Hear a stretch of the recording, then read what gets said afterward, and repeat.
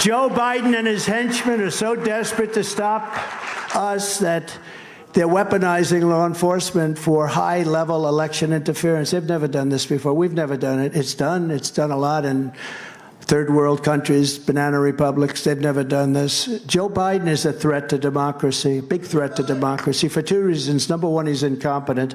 And number two, he's surrounded by people that aren't incompetent. They're actually very dangerous, and they're very smart, and they have energy, and they can figure out how to walk off a stage, you know. But he's a threat to democracy for many reasons. This is only happening because we're leading big in the polls. That was Donald Trump speaking from Iowa, where the Iowa caucus gets underway tomorrow. That's the first step, the first leg of the selection of the Republican nominee to fight the general election later this year. Donald Trump said that Joe Biden, who is president, was a threat to democracy. Well, the former head of MI6, Richard Dearlove, has just suggested that re-electing Donald Trump would be a threat to our national security. So joining me now to discuss the prospects of Donald Trump versus Joe Biden as the election gets properly underway is Michael Wolff, the journalist and author of Fire and Fury. That's not his most recent bestseller, but that was one of them. He joins us from Des Moines, the capital of the state of Iowa in the United States, where the first Republican primary is about to take place. Michael. Rachel, you arrived nice in to Des hear your Moines. voice. Yeah, I did, and I cannot tell you how cold it is. Tell me how cold it is. Cold. Minus beyond. Minus. I don't. You know. I'm sure you're properly rugged up. It's well under. You know. Listen, we know that. I don't think you can be for this. It's just too cold. I'm sorry. Well, I send you warm greetings from rather tepid London. Michael. Most people don't understand the difference between a caucus and a primary. Can you just, for those who aren't in the room, as you, I think, will be tomorrow in one of these caucuses, explain what the caucus is, what the purpose of the caucus is, and is it pointless this time round in that Trump looks so nailed on to be the nominee? Well, yeah, from the last question is totally pointless. It's a foregone conclusion. The only question is, does he win by a super majority or just a super majority? So, but the difference between a primary is like any election. You go to the polls and you vote, and then there's a count. A caucus is you literally have to show up in person, and there's a lot of people there, and there's a debate going on, and there's somebody trying to convince you of this candidate, and somebody trying to convince you of that candidate, and then you put up your hands, and it's a very community experience. It's actually pretty interesting, pretty inspiring, in fact. Yeah, because it's real grassroots democracy in action. It's like it's like local council here. It's where it's the parish pump and all that matters. But the actual the guy who's going to blow the opposition, the other potential nominees out of the water, DeSantis and Haley, doesn't even bother to show up. So why is it warming the cockles of your Democratic heart, Michael? I've been to many Iowa caucuses, so I'm speaking of those other caucuses when there was often a surprise.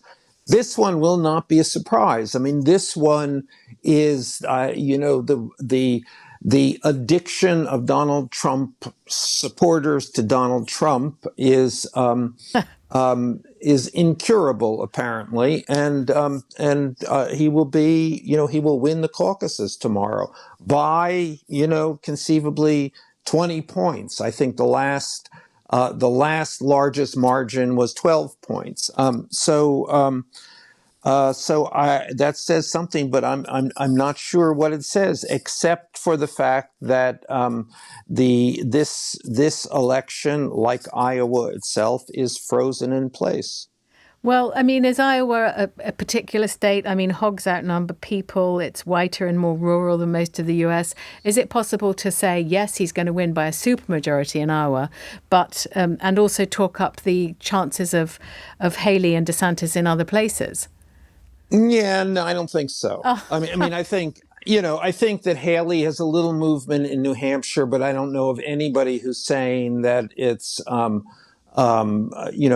movement that could win. I mean, the entire race now is actually a race for second place, which gets you, I don't know what it gets you. What you Doesn't mean, get you vice anything. president? Who's going to be the nominee for vice? No. Just for who is going to come in second, DeSantis or Nikki Haley. Okay. Trump is the winner. Everybody knows this. He'll win this one. He'll win the next one. He will have the delegates, the requisite number of delegates to win the nomination wrapped up by the middle of March. Foregone conclusion. Fine. So now it's just assuming that you're right, which I know you are. What are your predictions for the general election in November, first week?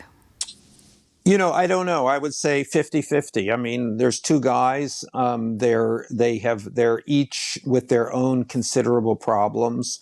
So we don't know how this plays out. Some of the variables here, of course, are Trump's legal difficulties.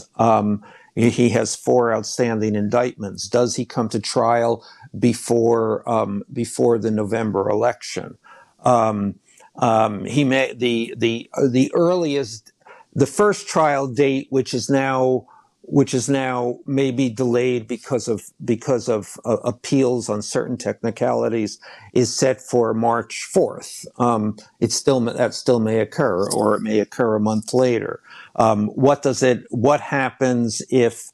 What if about the he's a Supreme convicted Court? felon? Yeah, and also the Supreme Court, who decides that federal states don't have the say-so over whether he appears on the ballots or whether he. Yeah, no, that's another glitch. Just spurious. Yes, Spurious that's glitch. not gonna. Okay. The Supreme Court's not going to stand in the way of Donald Trump becoming the nominee. I agree with you on that.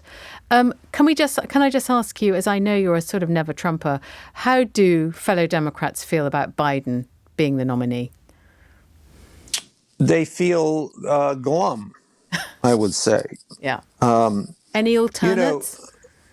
No, there's no alternative. It's practically speaking too late. Joe Biden, unless he falls over, will be the Democratic nominee. It doesn't. It's a long way from a foregone conclusion that Donald Trump will win. Joe Biden, they each have a range of weaknesses, but they each have a range of strengths, including Joe Biden has many strengths, including the fact that he's the president of the United States. He's the incumbent. Does that give him enough advantage against the people who, as you so colourfully described, were addicted to Trump and don't ever want to throw off this addiction?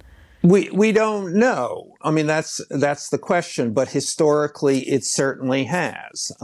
So I wouldn't discount that by any means. And the other thing about Trump, given all his problems, is that he's kind of an incompetent. So he runs. I mean, these campaigns. Running a national campaign is maybe one of the most difficult management challenges. In 2020, 8 weeks before the election, his campaign was in the hole $200 million. He was the incumbent then. That never happens. So that the Democrats have that possibility that that crazies come into Donald Trump. The crazies are attracted to Donald Trump. Donald Trump is attracted to the crazies. They come over. They take over the campaign. They make a mess. Has he got enough money, though, very quickly? Has he got enough money to fight this general election?